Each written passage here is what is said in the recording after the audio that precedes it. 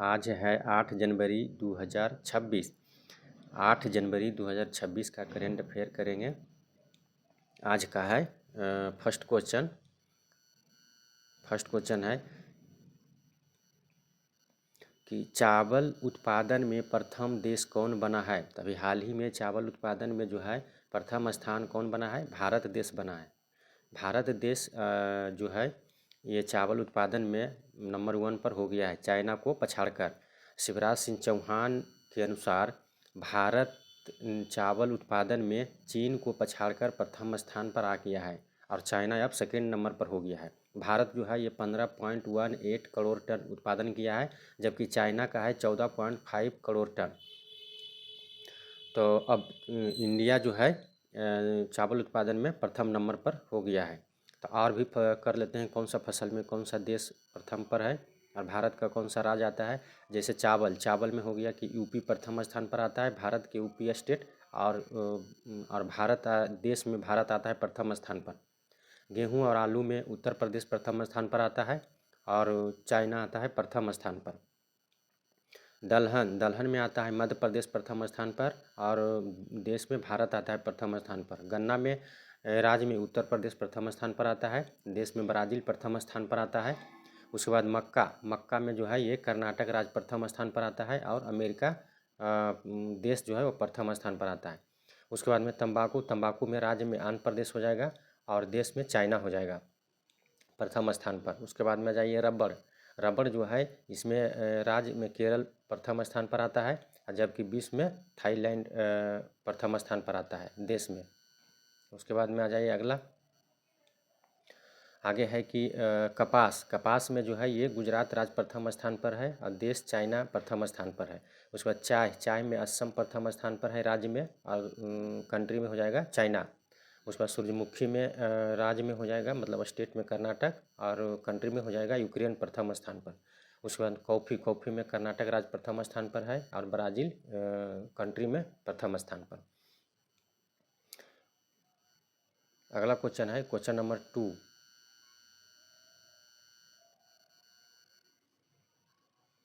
आज का question number 2 है कि खुतबात-ई-मोदी रेड फोर्ट की फॉसिल से ये पुस्तक का जो है विमोचन किसने किया है।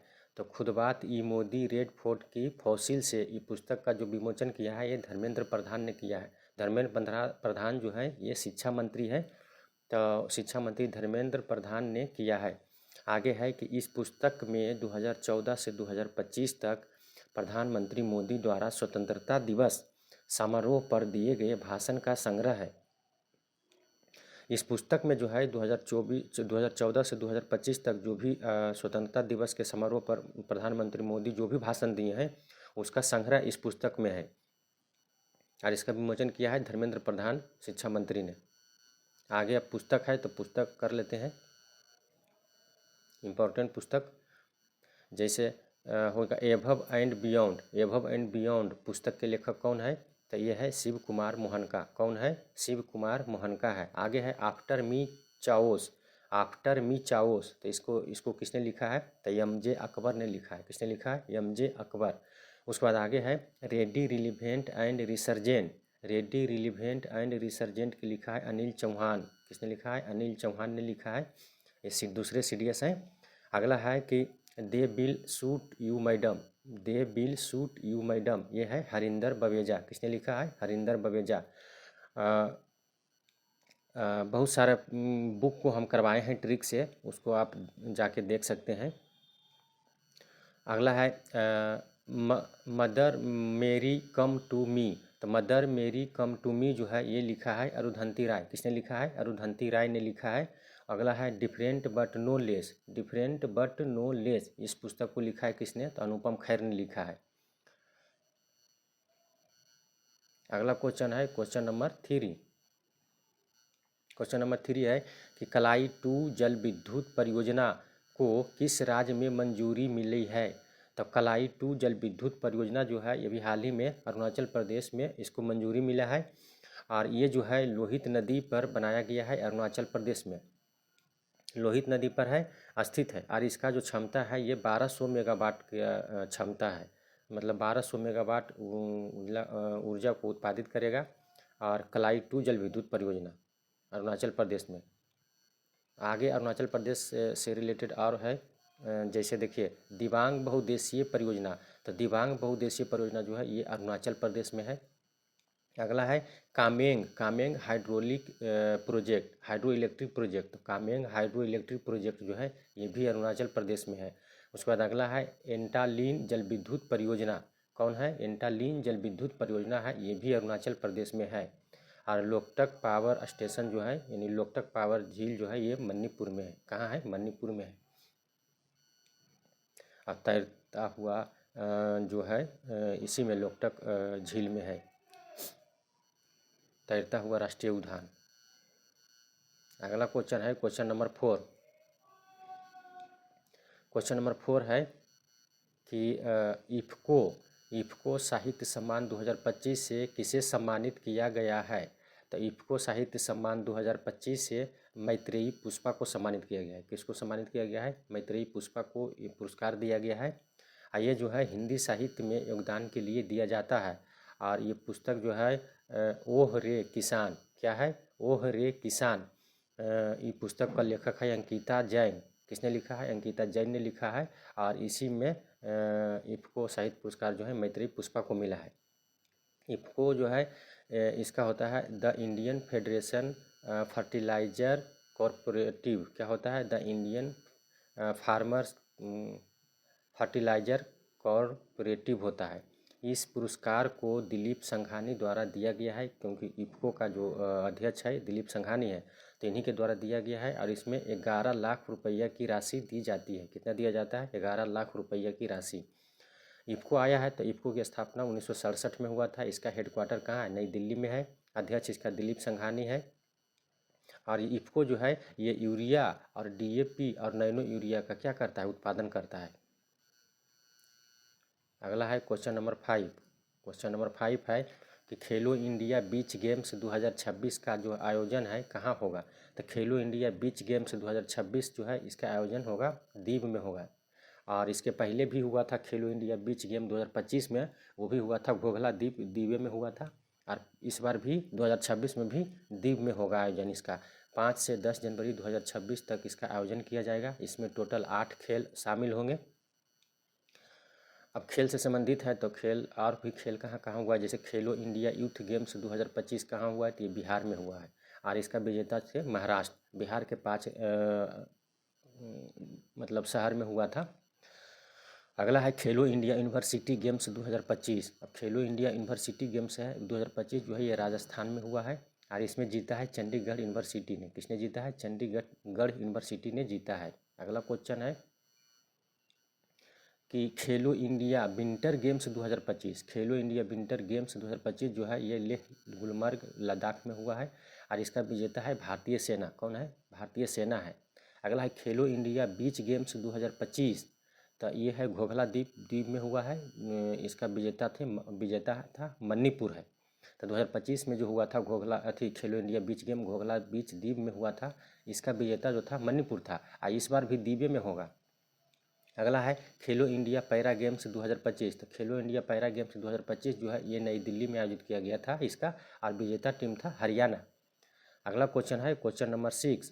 भारतीय खाद्य निगम एफसीआई के अध्यक्ष कौन बने हैं? तो भारतीय खाद्य निगम जो है एफसीआई इसका अध्यक्ष बने हैं रविंद्र कुमार अग्रवाल। कौन बने हैं? रविंद्र कुमार अग्रवाल बने हैं। एफसीआई आया है तो एफसीआई की स्थापना जो है ये 1965 में हुआ था।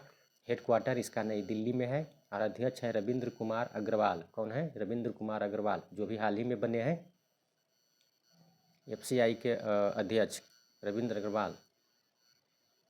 अगला क्वेश्चन है कि भारतीय तटरक्षक बल में शामिल होने वाला प्रदूषण नियंत्रण पोत का नाम क्या है? तो भारतीय तटरक्षक बल यानी आईसीजी में शामिल होने वाला प्रदूषक नियंत्रण बोर्ड जो है ये है समुद्र प्रताप। इसका नाम क्या है? समुद्र प्रताप। ये समुद्र प्रताप जो है ये एक पोत है, ये प्रदूषण को नियंत्रण करता है। और इसको जो शामिल किया गया है ये इंडियन कोस्ट गार्ड में शामिल किया गया है, यानी भारतीय तटरक्षक बल में। रक्षा मंत्री जो है राजनाथ सिंह ने गोवा में इसका शुभारंभ किया है। तो राजनाथ सिंह रक्षा मंत्री हैं, ये गोवा में इसका शुरुआत किए हैं। और कोस्ट गार्ड में शामिल किया गया है। तो आइए इंडियन कोस्ट गार्ड के बारे में जानकारी प्राप्त करते हैं कि इनका ICG का स्थापना 1 फरवरी 1977 में हुआ था। कब हुआ था? 1977 में। हेडक्वार्टर इसका नई दिल्ली में है और ये रक्षा मंत्रालय के अंतर्गत काम करता है और इसका महानिदेशक है परमेश शिवमानी। कौन है? परमेश शिवमनी ICG के महानिदेशक हैं। अगला क्वेश्चन है कि क्वेश्चन नंबर 8 है कि नृत्य कला निधि पुरस्कार किसे दिया गया है? तो नृत्य कला निधि पुरस्कार जो है ये उर्मिला सत्यनारायण को दिया गया है।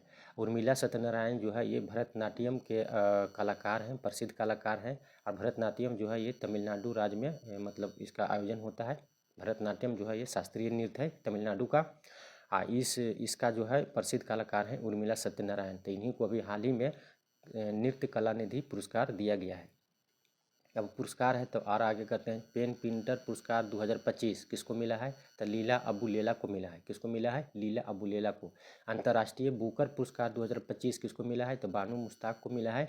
ये इनको मिला है हार्ट लैम्प, जो इनका जो था हार्ट लैम्प के लिए मिला है।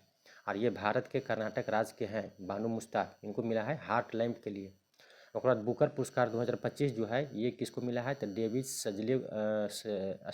असजले को मिला है। किसको मिला है? डेविड असजले को मिला है। इनको मिला है फ्लाइस के लिए।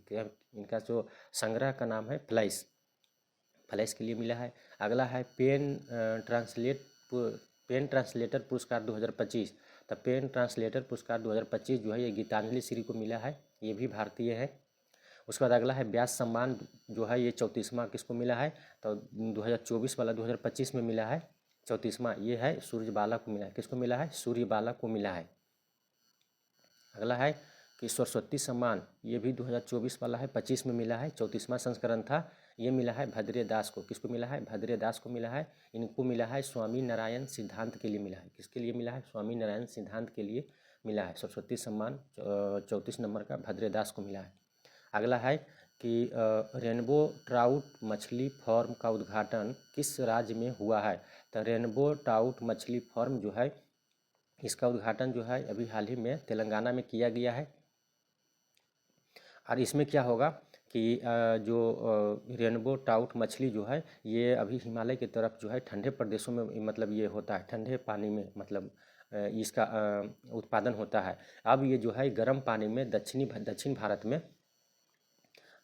उष्णकटिबंधीय यानी गर्म जलवायु में पूरे वर्ष पालने की क्षमता प्रदर्शित करने के लिए इसको शुरू किया गया है। और इसमें जो है रेनबो ट्राउट मछली जो है इसमें मतलब रहेगा, मतलब इसको पालन किया जाएगा। अगला क्वेश्चन है क्वेश्चन नंबर 10। क्वेश्चन नंबर 10 है कि EB4 वीज़ा जो है EB4 वीज़ा जो है किस देश ने शुरू किया है? तभी हाल ही में EB4 वीज़ा जो है ये भारत सरकार ने शुरू किया है, यानी भारत देश ने शुरू किया है। और इसके तहत क्या होगा कि चाइना के जो भी लोग हैं, जो भी व्यापारी लोग हैं, वो भारत में 6 महीना तक रहकर अपना व्यापार कर सकते हैं। तो ये चाइना के लिए शुरू किया गया है, मतलब चाइना के लोग जो भी है भारत में 6 महीना के लिए आकर रह सकते हैं।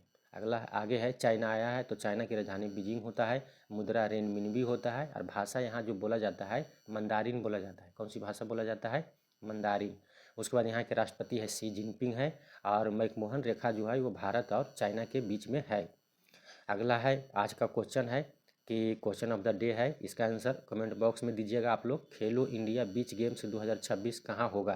तो खेलो इंडिया बीच गेम्स 2026 का आयोजन कहाँ होगा, इसका आंसर कमेंट बॉक्स में आप लोग जरूर दीजिएगा। कल का क्वेश्चन को रिवीजन करते हैं। कल 7 तारीख था तो कल का क्वेश्चन का रिवीजन करते हैं। अत्यंत दुर्लभ चंदन तेंदुआ कहाँ देखा गया था? तो ये देखा गया था कहाँ? कर्नाटक में देखा गया है। आगे है ये तेंदुआ जो है स्ट्रॉबेरी रंग का होता है और दक्षिण तंजानिया में ये बहुत ही मात्रा में पाया जाता है, यानी दक्षिण अफ्रीका के तंजानिया में। अगला क्वेश्चन है कि अमेरिकी खाद्य एवं औषधि प्रशासन FDA ने किस बीमारी के लिए मीटापिवेट दवा को मंजूरी दिया है? तो मीटापिवेट दवा को जो है ये एनीमिया रोग जो है इसके के लिए, इसी के संरक्षण के लिए मीटापिवेट दवा को मंजूरी दी गई है। इसमें क्या होता है कि अल्फ़ा और बीटा थैलेसीमिया से पीड़ित वयस्कों में एनीमिया के इलाज के लिए दवा को मंजूरी दिया गया है। और एनीमिया जो होता है इसमें थकान होता है, कमजोरी हो जाता है, त्वचा का पीलापन पड़ने लगता है। ये सब भी इसका लक्षण है उस एनीमिया का। और उसके बाद है थैलेसीमिया दिवस जो है ये 8 मई को मनाया जाता है। अगला क्वेश्चन है कि 2025 में हरियाणा में जन्म के समय लिंगानुपात कितना दर्ज किया गया है। तो अभी हाल ही में हरियाणा में लिंगानुपात दर्ज किया गया है, तो 923 ये बताया गया है। 1000 पुरुष पर 923 लड़की है। और 2011 में जहाँ ये 877 था, 1000 पुरुष पर 877 लड़की, अब हो गया है 923 बढ़कर। और 2011 में पूरे भारत की कुल लिंगानुपात 943 था। अगला क्वेश्चन है कि भारत का पहला सफारी एआई आधारित क्लिनिक कहाँ खोला जाएगा। तो भारत का पहला सफारी एआई आधारित क्लिनिक जो है ये ग्रेटर नोएडा उत्तर प्रदेश में खोला जाएगा। और ये एआई यानी आर्टिफिशियल इंटेलिजेंस का उपयोग करके चिकित्सा का जो समय है उसको कम करेगा, मतलब जो भी चिकित्सा में समय लगता है उसको कम करने में इसका उपयोग किया जाएगा। अगला क्वेश्चन है कि भारत ने किस तकनीक से स्वचालित मौसम स्टेशन AWS विकसित किया है। तो स्वचालित मौसम स्टेशन जो भारत ने विकसित किया है ये 3D प्रिंटिंग तकनीक से विकसित किया है। किससे किया है? 3D प्रिंटिंग तकनीक से विकसित किया है। और ये जो है स्वचालित मौसम स्टेशन जो है ये फरवरी 2026 तक स्थापित हो जाएगा। और इस तकनीक को मिशन मौसम के तहत विकसित किया गया है। किसके तहत? मिशन मौसम के तहत विकसित किया गया है। और इसको भारतीय उष्णकटिबंधीय मौसम विज्ञान संस्थान IITM पुणे द्वारा विकसित किया गया है। किसके द्वारा किया गया है? IITM पुणे द्वारा विकसित किया गया है। अगला क्वेश्चन है स्पोर्ट्स पॉलिसी किसने लॉन्च किया है। तो स्पोर्ट्स पॉलिसी अभी हाल ही में लद्दाख ने लॉन्च किया है। लद्दाख के उपराज्यपाल कविंदर गुप्ता ने लॉन्च किया है। और इसमें स्कॉलरशिप मिलेगा, अवार्ड मिलेगा और इंसेंटिव मिलेगा। और इसमें खेलने का प्रबंध पूरी तरह से खेलने का प्रबंध किया जाएगा। आपको फील्ड मिलेगा, स्कॉलरशिप, अवार्ड, इंसेंटिव सब मिलेगा। अगला क्वेश्चन है कि 2025 में सबसे अधिक 148 अंगदान के मामले में किस राज्य में दर्ज किया गया है। तो 148 अंगदान के मामला है जो किस राज्य में दर्ज किया गया है 2025 में। तो ये है जो कर्नाटक में दर्ज किया गया है। तो कर्नाटक जो है 148 अंगदान के मामले में तीसरा नंबर पर आया है। और अंगदान के मामले में प्रथम स्थान पर तमिलनाडु है 267। कौन है? तमिलनाडु 267, तेलंगाना है 205 के तहत, और कर्नाटक तीसरा नंबर पर है 148 के तहत। अगला क्वेश्चन है कि सड़क संकेतों पर QR कोड लगाना अनिवार्य किया है। तो कौन सा राज्य ने किया है? तो सड़क संकेतों पर QR कोड लगाने के लिए जो मतलब अनिवार्य किया है ये दिल्ली लोक निर्माण विभाग ने किया है। किसने किया है? तो दिल्ली लोक निर्माण विभाग ने किया है। और ये 1 जनवरी 2026 से लागू हो जाएगा। और इसमें क्या होगा, QR कोड जब आप स्कैन कीजिएगा तो इसमें क्या होगा कि मतलब ये जो रोड जो है कौन कंपनी बनाया है तो उसका आपका जानकारी आ जाएगा। और किस तारीख को निर्माण हुआ है ये भी आपको जानकारी मिलेगा। और इस्तेमाल इसमें जो सड़क बनाने में जो भी सामग्री इस्तेमाल किया गया है उसकी जानकारी पूरी तरह से आपको मतलब पता चलेगा, मतलब उसमें दिखाई देगा। और QR कोड जो है इसको जैसे रोड पर गड्ढा है, टूट फूट गया है, तो उसके लिए आप शिकायत दर्ज कर सकते हैं QR कोड स्कैन दर्ज करके। इसका शिकायत कोई भी आदमी जनता कर सकता है, आम जनता। अगला क्वेश्चन है कि 72वीं राष्ट्रीय वॉलीबॉल प्रतियोगिता 2026 का उद्घाटन किसने किया है। तो 72वीं राष्ट्रीय वॉलीबॉल प्रतियोगिता 2026 का उद्घाटन जो है प्रधानमंत्री नरेंद्र मोदी ने किया है। और इसका आयोजन जो है ये वाराणसी में अभी हुआ है। ये वॉलीबॉल प्रतियोगिता वाराणसी में चालू हुआ है। और इसका उद्घाटन जो है प्रधानमंत्री नरेंद्र मोदी ने किया है। अगला क्वेश्चन है कि भारतीय सेना ने किस देश के साथ 293 करोड़ का डिफेंस डील साइन किया है। तो भारत सरकार ने जो है यानी भारतीय सेना ने 293 करोड़ का डिफेंस डील किया है इजराइल के साथ। किसके साथ किया है? इजराइल के साथ डिफेंस डील किया है। आज का करेंट अफेयर समाप्त हुआ। जय हिंद,